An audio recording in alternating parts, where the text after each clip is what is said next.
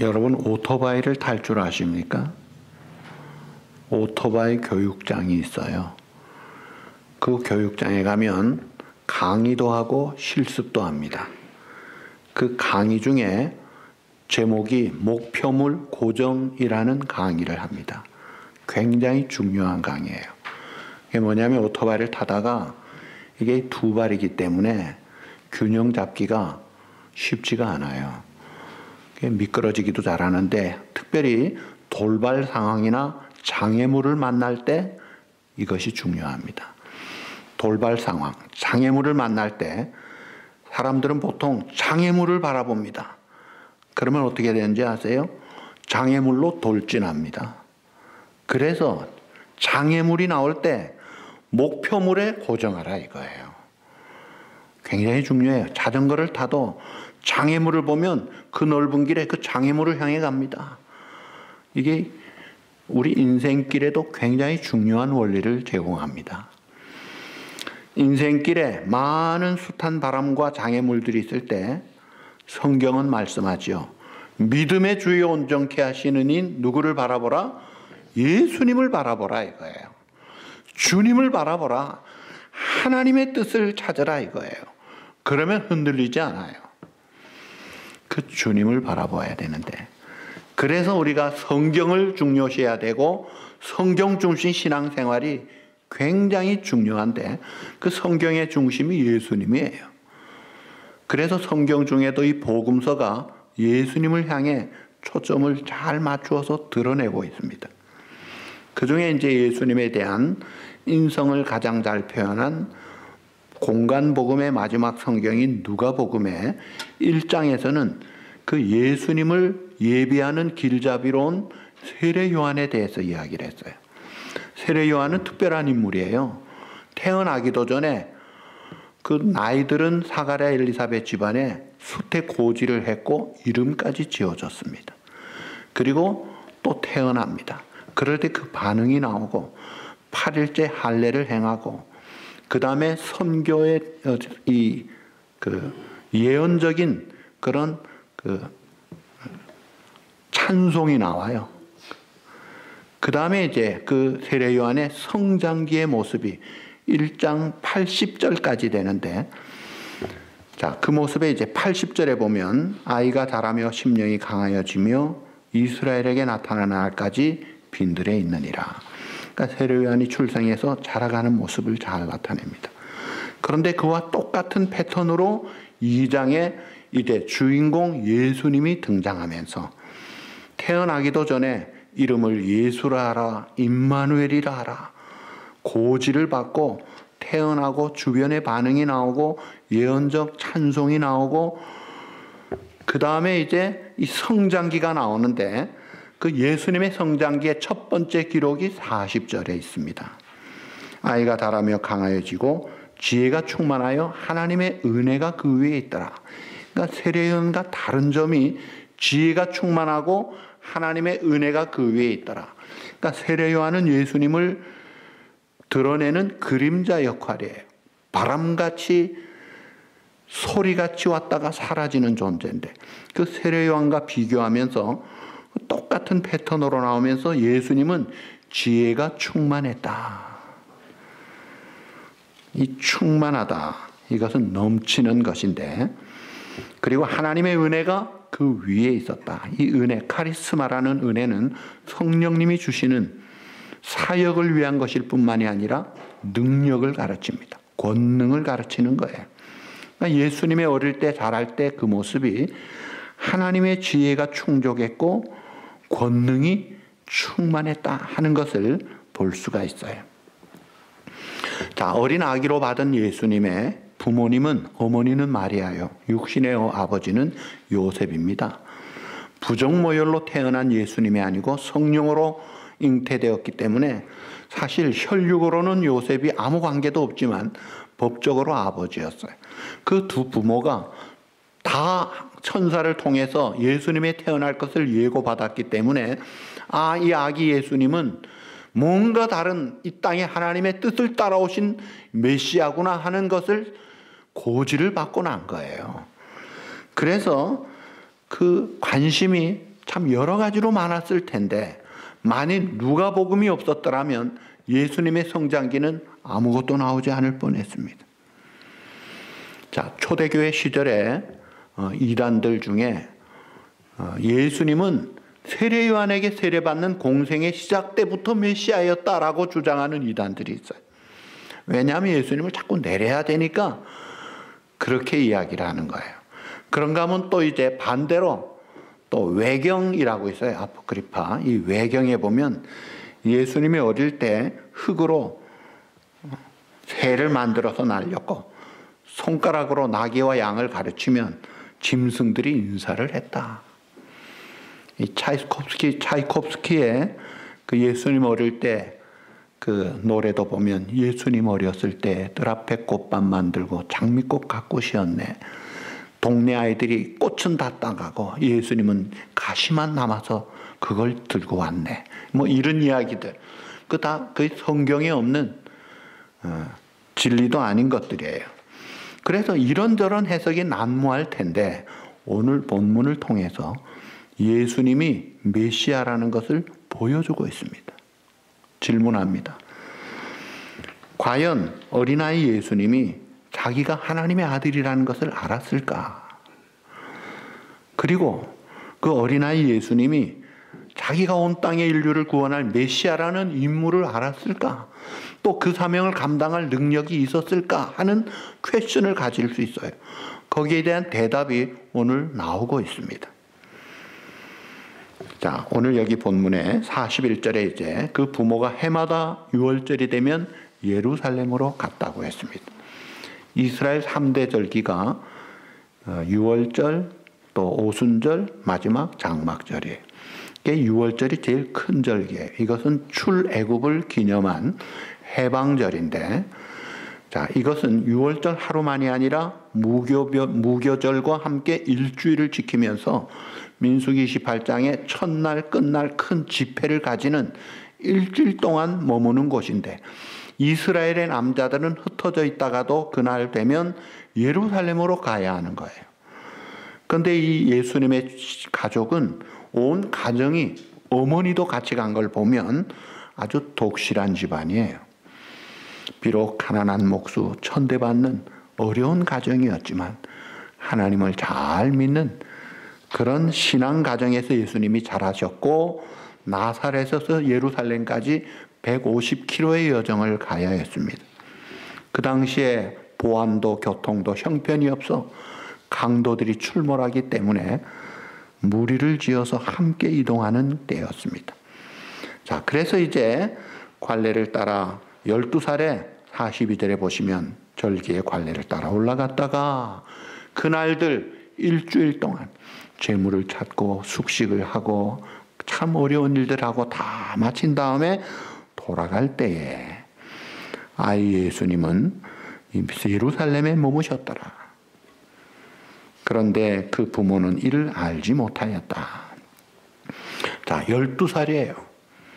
여러분 우리 주위의 주이시 아이들 보면 13살이 되면 바미츠바에서 성인식을 하죠. 13살이 되면 성인식을 하는데 예수님은 아직 성인식도 안 됐을 때예요. 그리고 이 예루살렘에 올라가는 그 순례자들을 보면 여자와 어린아이들이 같이 가고 남자들이 뒤에서 가는 게 일반적입니다. 예수님이 12살이라 이게 어린아이이기도 하고 어른 양쪽에 겹쳐 있으니까 엄마는 아버지하고 같이 오는 줄 알고 아버지는 엄마랑 같이 가는 줄 알고 왔는데 가서 돌아가는 길에 하루길이 지난 다음에야 없어? 물어봐도 예수님이 없다는 것을 그때 깨달은 거예요. 자, 어린 한 서너 살짜리 아이라면 당연히 엄마가 안고 가든지 손잡고 같이 갔을 텐데 12살이니까 예수님이 의도적으로 그 예루살렘에 남으신 거예요. 근데 부모는 이를 알지 못하고 갔다. 그래서 사흘 후에 여러분 자식 잃은 부모의 그 애절한 마음을 알잖아요. 잊어먹으면 1시간만 잊어먹어도 얼마나 애가 타는데 사흘 후에 만납니다. 그리고 그 엄마가 이렇게 말합니다. 48절 보세요. 그의 부모가 보고 말로 놀라며 그의 어머니 마리아가 하는 말. 알랴 어찌하여 우리에게 이렇게 하였느냐. 보라 내 아버지와 내가 근심하여 너를 찾았노라. 야, 너 아버지하고 내가 얼마나 근심했는지 몰라. 너 왜 이렇게 했어? 너 이때까지 말 잘 들었는데 얼마나 듬직한 맏아들이고 그 밑에 동생들이 한 너댓 명이 쭉 계속 있거든요. 딸도 있고요. 성경에 나와요.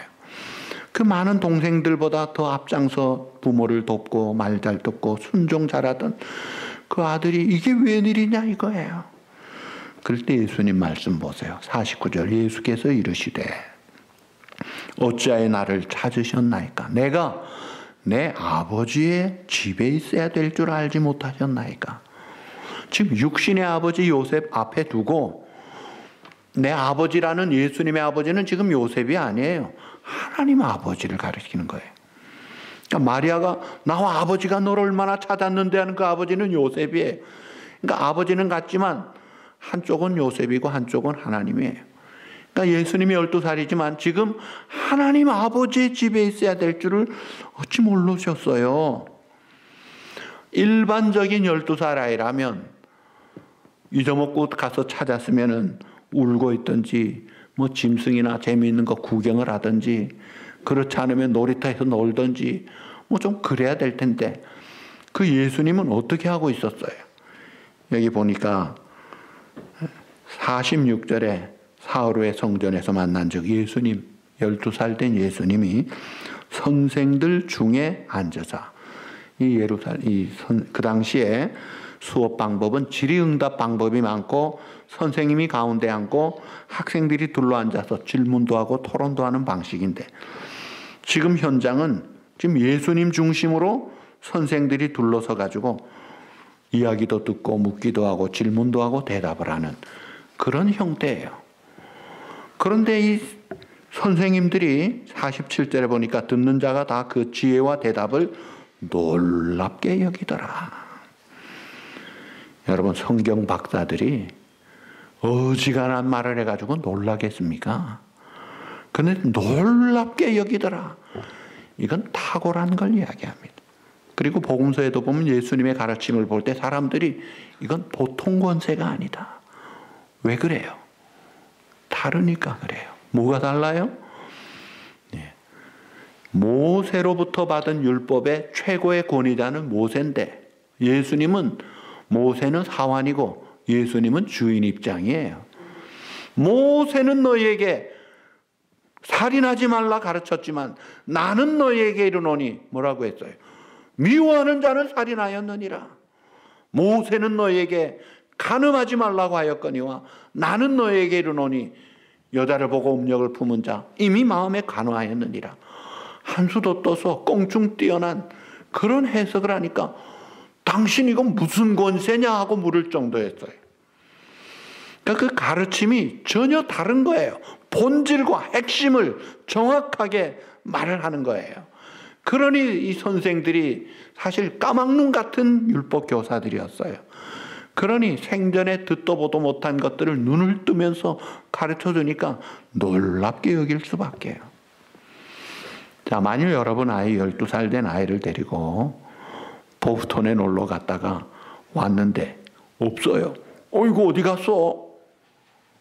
그래가지고 보스턴에 찾으러 갔더니 하버드 대학 세계 박사들이 모인 교수들 가운데 우리 아이가 가운데 딱 서가지고 탁 질의응답하면서 교수들이 깜짝깜짝 놀란다면 그게 보통 사건입니까? 이야, 이게 뭐냐 이거예요. 지혜가 충만하신 예수님. 예, 놀라운 모습을 보여주고 있습니다. 예수님은 이미 12살이었지만은 그 하는 생각과 말과 행동들이 메시아로서 조금도 손색이 없는 거예요. 그러면서 예수님 하신 말씀, 내 아버지 집에 있어야 될 줄을 알지 못하였습니까? 아버지라고 합니다. 그 아버지는 누구예요? 육신의 아버지 요셉이 아니라 하나님을 아버지라고 해요. 여러분 예수님 이전에 그 어떤 누구도 아브라함도 다윗도 모세도 이미 세례 요한도 그 누구도 어떤 선지자도 하나님을 아버지라고 한 사람은 한 명도 없습니다. 아무도 그런 자가 없었어요. 그런데 예수님은 아버지라고 해요, 하나님을. 이건 또 뭐냐 이거예요. 물론 하나님의 아들이 아버지를 아버지라고 하는 거예요. 당연한 것이지요. 그런데 이것은 더 나아가서 오늘 우리들에게, 우리가 하나님을 누구라 그래요? 하늘에 계신 우리 아버지, 파테르, 하나님이라고 합니다. 아버지라고 하라고 기도를 가르쳐 주셨잖아요. 복음서에 보면 하나님을 아버지로 표현한 것이 45번 나옵니다. 자신이 내 아버지라고 한 것이 33번이고 우리 보고 아버지라고 한 것이 12번이 나와요. 자, 그러니까 오늘 우리가 본래 하나님이 우리 아버지셨어요? 여러분 태어날 때부터 하나님은 내 아버지였습니다 하는 분 한번 손 들어보세요. 난 태어날 때 우리 하나님이 아버지였어요. 아무도 없어요. 다 죄인으로 태어났습니다. 우리 집은 몇 대가 예수 믿고 저희 집안도 1800년대에 예수 믿은 집안이에요. 그러나 몽땅 다 성경은 말하기를 모든 사람이 죄를 범하였음에 하나님의 영광에 이르지 못하더니 에베소 2장 3절에 보면 본질상 진노와 저주의 그런 자식이었다. 이 본질이 태생이 진노의 자식이었다. 죽음에 이른 자식이었다 이거예요. 그게 우리 본래 정체성, 아이덴티티, 본래 우리 정체성이에요. 그런 우리들을 오늘 찬양대 찬양한 그 가사대로 세상 죄, 그 죄는 내 죄였습니다. 우리의 죄를 지고 가신, 쓰러지고 쓰러지고 또 쓰러지고 끌려가신 그 주님이 내 죄값을 already 다 치르셨기 때문에, 그래서 그를 믿는 자에게, 영접하는 자 곧 그 이름을 믿는 자에게 뭐가 돼요? 하나님의, 따라합시다, 자녀가 되는 권세를 주셨으니, 이런 권세를 받았다 이거예요. 여러분 지금 이 유월절을 지키는 유월절도 마찬가지예요. 이 유월절은 이스라엘이 애굽에서 종노릇 하던 노예에서 해방된 것을 기념하는 거예요. 그 노예 생활하는 이스라엘 백성들이 능력이 없었어요. 세계 최강의 바로왕과 그 군대 앞에 꼼짝을 못했죠. 그런데 하나님은 늙은 모세, 80세 모세를 부르셔서 그들에게 10가지 재앙, 피, 개구리, 이 파리, 가축의 악질, 그 다음에 독종, 우박, 메뚜기, 암흑, 마지막 10번째 재앙이 유월절 관계 있는 모든 짐승과 사람의 첫 아들과 새끼를 다 죽여라. 그런데 양 잡아서 문설주 인방에 바른 고센 땅의 이스라엘 백성들에게는 이 죽음을 심판하는 사자가 그냥 지나간 거예요. 그게 패스 오버 했다. 이 패스 오버 데이, 6월절이에요. 다 죽어야 되는데 보니까 이 집은 재판이 끝났구만. 재판할 필요가 없어서 넘어간 거예요. 그 어린 양 잡은 그 양의 음식을 먹고 무교병을 먹고 그 노예 생활에 쓴 나물을 먹는 그 기념하는 게 6월절이에요. 그런데 안타까운 것은 지금도 이 동네 유대인들이 그 6월절을 지금도 지키고 있습니다. 왜 그래요? 실체 대신 예수님을 믿지 않으니까 그런 거예요. 오늘 우리가 어린 양 보라, 내 죄값을 치르신 나의 유일한 생명의 대속제물로 깨끗하게 치르시고 그를 믿는 자에게 죄 없다 하시고 동의서에서 뭔 것 같이 잊어버리시고 완전한 의, 영생의 의를 주셔서 누구도 송사하고 고사할 수 없도록 그렇게 의롭다 하신 하나님의 자녀의 권세를 우리에게 입혀 주신 거예요. 그리고 우리 보고 이제는 예수님만이 하나님을 아버지라고 하는 게 아니라 예수 믿는 오늘 우리들이 하나님 아버지 하게 하신 거예요. 할렐루야. 여러분, 하나님의 자녀가 됐다는 것은 특권 중에 특권이요 축복 중에 축복인 줄로 믿습니다. 왜냐하면 하나님이 하나님의 자녀를 어떻게 하시나요? 기가 막히게 돌보아 주십니다. 보호하시고 양육하시고 공급하시고 승리의 길로, 영광의 길로, 영생의 길로 이끌어 가시는 분이에요. 한 명도 잃어버리지 않고 한 명도 빼앗기지 않고 철저하게 지켜 책임지고 보호하시는 주님. 그래서 로마서 8장 31절에 하나님이 우리 편인데 누가 우리를 대적하랴? 든든한 백이 생긴 거예요. 어린아이가 아버지하고 같이 있으면 든든해요. 자기는 약하지만 아버지가 강하니까. 다윗이 골리앗 앞에 섰을 때 골리앗이 얼마나 대단한 사람이었어요. 그 거구의 장수 앞에 그는 물맷돌 하나 믿고 담대한 게 아니잖아요. 사울 왕도 이스라엘 군대도 떨고 있잖아요. 그런데 만군의 여호와 올마이티 갓, 전쟁에 능하신 하나님의 백을 믿으니까 넌 내 밥이다 이거예요. 하나님의 자녀가 되면 그 특징이 뭐예요? 그 특권이 뭐예요? 담대함입니다. 하나님이 나와 함께 하시고 책임지시는데 뭐가 두렵느냐 이거예요. 혹 무엇이 여러분들을 우겨싸고 있습니까? 답답하게 만들고 있습니까? 성경은 말합니다. 우겨쌈을 당하여도 답답한 일을 만나여도 낙심하지 않고 떨지 않는다고 그랬습니다. 여러분 앞에 골리앗이 있습니까? 하나님의 자녀는 하나님이 책임져 주실 줄 믿습니다. 그래서 로마서 8장에 보니까 확신하기를 죽음도 삶도 천사도 권세자도 현재일도 장래일도 능력도 높음도 기쁨도 그 밖에 어떤 피조물도 우리를 우리 주 예수 그리스도의 그 하나님의 사랑에서 끊을 수 없느니라. 하나님의 손에 딱 붙잡혀서 그 사랑의 줄로 딱 보호받는다 이거예요. 그래서 하나님의 자녀를 어떤 세력도 넘어지지 못하게 합니다. 사단이 찝쩍거리기는 해도요, 못합니다. 욥에게 사단이 얼마나 못되게 공격했지만 결국 욥은 더블로 올라가잖아요. 하나님은 우리를 지켜서 반드시 이기게 하십니다.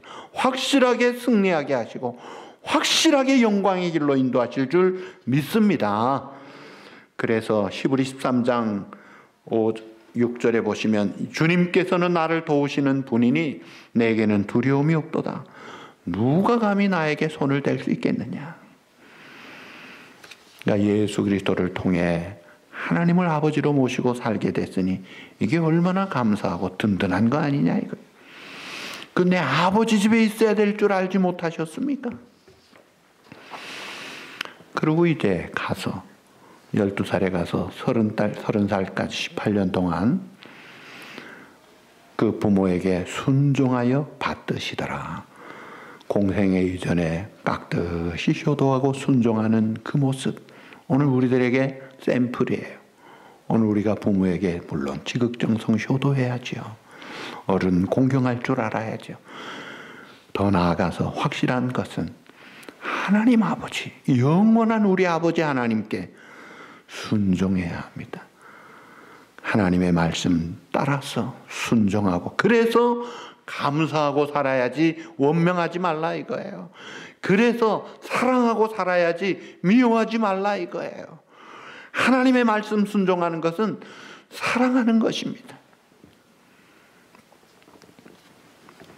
자, 그러면서 이제 예수님이 성장을 하시는데, 여러분 사람은 성장해야죠. 산다는 것은 성장해야 사는 것입니다. 멈춘다는 것은 이거는 죽음이에요. 끊임없이 성장을 해야 되는데 예수님의 유년 시절이 40절과 52절에 나타나요. 40절에 아이가 자라며 강하여지고 지혜가 충족하며 하나님의 은혜가 그 위에 있더라. 자라며, 또 예수님 그 키도 자라며, 이게 육신의 성장이에요. 육신의 몸을 입으신 예수님, 그 육신이 비록 가난한 집이었지만 건강했어요. 그래서 예수님이 병 들어가지고 의사를 찾았더라, 알아누웠더라는 말이 하나도 없잖아요. 건강했어요. 오늘 우리도 건강관리 잘해서 밥 잘 먹고, 또 우리가 이 병이 있으면 어떻게 해야 돼요? 의사 처방 잘 따라서 그 약도 잘 먹어야지. 약 안 먹고 가다가 쓰러지지 마세요. 고혈압, 콜레스테롤이 있는데 이거 나 귀찮다고 그러다가 쓰러지면 안 되잖아요. 그럴 땐 드세요. 그리고 물론 밥이 약입니다.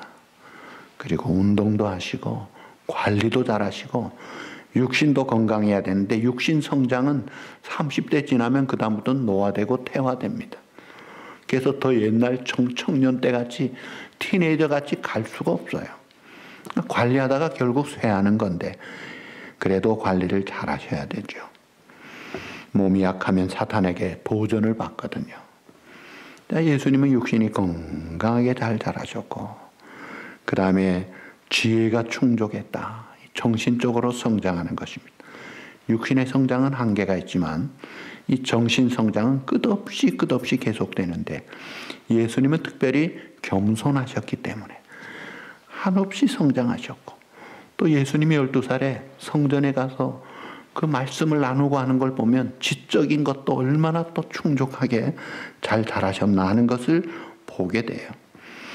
그러니까 육신은 건강한데 정신 성장이 안 되면 그 생각하는 것이 유치하고 자기중심적이고 이게 덕이 안 되고 부담을 끼치기 때문에, 그래서 정신 성장이 겸손한 가운데 하나님의 말씀 중심으로 잘 자라야 합니다. 그리고 예수님은 지혜가 충족했다고 했는데, 이건 분별력, 이해력, 그런 관찰력, 이런 것들이 좋았던 것을 볼 수가 있어요. 우리가 동물과 달리, 또 이 어린아이들과 달리 어른이 되면 이런 분별력이 있어야 돼요. 이해력과 관찰력이 있고, 어쨌든 우리의 정신이 잘 성장해서 균형 있게 육체만 자라는 게 아니라 정신이 성장하고, 그 다음에 사람에게 사랑받는 사회적인, 인격적인, 관계적인 그런 면에서 자라가야지, 남자가 남자하고는 안 친하고 여자하고만 친한 것도 문제고, 여자가 여자들하고는 안 친하고 남자들하고만 친한 것도 문제예요. 자기 동성부터 관계를 할 줄 알고, 그리고 다른 이성도 할 줄 알아야 되고, 또 사회관계 속에서도 유아독전적인 혼자 딱 있으면서 이건 내 개성이다 그러는데 그건 개성이 아닙니다. 그건 좀 고쳐야 될 성품이에요. 교회 와서도 친교도 같이 하고 관계도 하고, 그 관계 속에서 사회적인 성장을 함께하는 것이잖아요. 그리고 하나님의 은혜가 있고 하나님에게 사랑스러워 갔다. 이게 영적인 성장이에요. 이 육체적인, 정신적인, 사회적인 성장, 그 중에 4분의 1인 영적인 성장이 아니에요. 우리의 성장이 눈에 보이는 일반 성장은 육체, 정신, 또 이 사회적인 성장이 있다면, 영적인 성장은 그 뿌리 역할을 하는 겁니다. 중심추 역할을 하는 거예요. 이 영적인 성장이 안 되면 다른 것이 다 무너지게 되어 있습니다. 그래서 영적인 성장이 중요하기 때문에 우리 자녀들도 성경 교육을 시켜야 돼요. 여러분, 이 세상은 허무맹랑한 진화론이 과학을 덮고 있습니다. 그리고 무신론적인, 그런 데다가 음란하고 타락적인, 세속적인, 쾌락적인 지나가는 것들이 가치관을 가지고 세상을 뒤덮고 있고, 그 속에서 우리 자녀들이, 우리들이 살아가고 있어요. 자, 그런 속에서 우리가 하나님 중심, 성경 중심의 바른 영적 성장을 하지 못하면 얼마나 우리가 약해지는지 몰라요. 예수님이 이렇게 균형적인 성장을 잘 하고 우리를 위한 인류의 대사명을 감당할 뿐 아니라, 여기 보니까 내 아버지 집에 있어야 될 줄 알지 못하였나이까 했는데, 그 아버지 집이라는 말이 사실은 아버지의 일이라는 것과 연결이 됩니다. My father's business라고 해석을 할 수 있는 내용이에요. 그러니까 예수님이 비록 육신의 아버지 어머니 잘 모시고 기본적인 육체 건강 가족 관계도 잘하지만 핵심적인 역할은 하나님 아버지의 일이었던 거예요. 오늘 우리도 마찬가지예요. 사람이 영적인 존재이기 때문에 하나님 섬기고 하나님이 기뻐하시는 일을 힘있게 하지 않는 한 마지막 우리가 죽을 때 그 보람과 그 참 지난날에 대한 추억에 대한 기쁨이 어느 정도 충족될까? 많이 모자랍니다. 그래서 우리가 먼저 하나님의 나라와 일을 구하고 하나님의 영광을 바라고 즐거워하고 하나님이 기뻐하시는 일을 힘있게 한 사람은요, 마지막 죽을 때 너무나 감사하고 찬송하고 영광 돌리고 갈 수가 있는 거예요. 아버지의 일을 잘하자 이거예요. 하나님의 일을 잘하자 이거예요. 노아 시대 사람들 시집가고 장가가고 먹고 마시고 일상적인 일들 열심히 했지만 하나님을 섬기지 않다가 한 방에 노아 홍수에 다 무너지고 말잖아요. 오늘 우리가 또 마지막 모습이 뭐예요? 하나님과 사람에게 52절 따라합시다. 더욱 사랑스러워 가시더라. 질문합니다. 이것은 사랑한다는 말이에요? 사랑받는다는 말이에요? 사랑하는 건 내가 하고 싶을 때 하는 거지만 이거는 아니에요. 사랑스러워 가신다는 것은 하나님과 사람에게 사랑을 받는다는 거예요. 여러분, 이것은 쉽지 않습니다. 굉장히 수준이 있는 것이죠. 중요한 질문합니다. 여러분은 하나님에게 기쁨이 되고 있습니까? 사랑받고 있습니까? 사랑은 다 받는 것 같아요. 근데 정말 하나님에게 정말 내가 기쁨이 되고 있는가? 찬송은 나 주의 기쁨 되기 원하네 하는데 정말 기쁨이 되는가? 또 사람들에게 사랑받고 있습니까? 예수님은 그러셨다는 거예요. 오늘 우리들에게 적용할 때 육체, 정신, 사회, 영적 모든 면의 균형 성장을 잘 해서 사람들에게 사랑받고 존경받고 인정받고 하나님에게 기쁨이 되고 인정받는 그런 사람이 되도록 그리스도를 아는 지식과 은혜에서 자라가고 예수 그리스도의 장성한 분량에 자라가는 성숙성장한 예수님 닮은 저희들이 되어서 예수님이 하나님 아버지의 일을 잘 감당하셨듯 오늘 우리 생애에 하나님의 나라와 의를 이루고 하나님의 영광을 드러내는 아름다운 일을 충성하는 복된 성도들 되시기를 우리 주님의 이름으로 축복합니다.